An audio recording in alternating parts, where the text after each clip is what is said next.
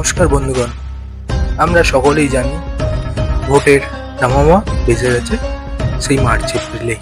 আগামী 5 বছর পশ্চিমবঙ্গের নীতি, নিয়োগ ও কোন কোন বিষয়ে উন্নতি হবে তা নির্ধারণ করবেন আপনারাই, অর্থাৎ পশ্চিমবঙ্গের সাধারণ জনগণ। ইতিমধ্যেই 21শে জুলাই থেকে মাননীয় মুখ্যমন্ত্রী মমতা ব্যানার্জি তাদের লক্ষ্য জানিয়ে দিয়েছেন সকল স্তরের নেতাকর্মী এবং সকল স্তরের কমিটিকে, এবং দুবার গৃহমন্ত্রী অমিত শাহ এবং একবার মাননীয় প্রধানমন্ত্রী নরেন্দ্র দামোদর দাস মোদীজি বাংলায় এসেছেন।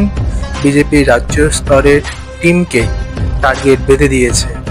আবারও শূন্য থেকেই শুরু করতে হবে সিপিএম এবং কংগ্রেসকে।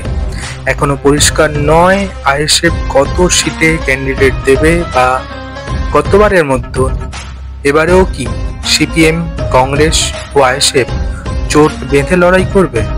আগামী দিনগুলো কি হবে, কত রক্ত ঝরবে, কত মানুষের প্রাণ যাবে কেউ জানে না। বর্তমানে ভোট এলেই সাধারণ মানুষের আনন্দ কম, ভয় বেড়ে যায় বেশি। এর মধ্যে দিয়েই সাধারণ মানুষকে সিদ্ধান্ত নিতে হয় ওনারা কাকে ভোট দেবেন। মূলত 5টি সক্রিয় রাজনৈতিক দল পশ্চিমবঙ্গে রয়েছে। এর মধ্যে দুটো জল্পনা রয়ে যাচ্ছে, একটি দিলীপ ঘোষ আর দ্বিতীয়টি হুমায়ুন কবির। এনারা নতুন দল করতেও পারেন, আবার নাও পারেন, তবে সেটা সময় বলবে। আপাতত 5টি রাজনৈতিক দল হিসাবেই যদি নির্বাচন হয় 2026-এ, আপনি কাকে পশ্চিমবঙ্গের দায়িত্ব তুলে দেবেন?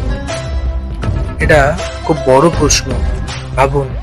আর মাত্র 8 থেকে 9 মাস আছে আপনার হাতে।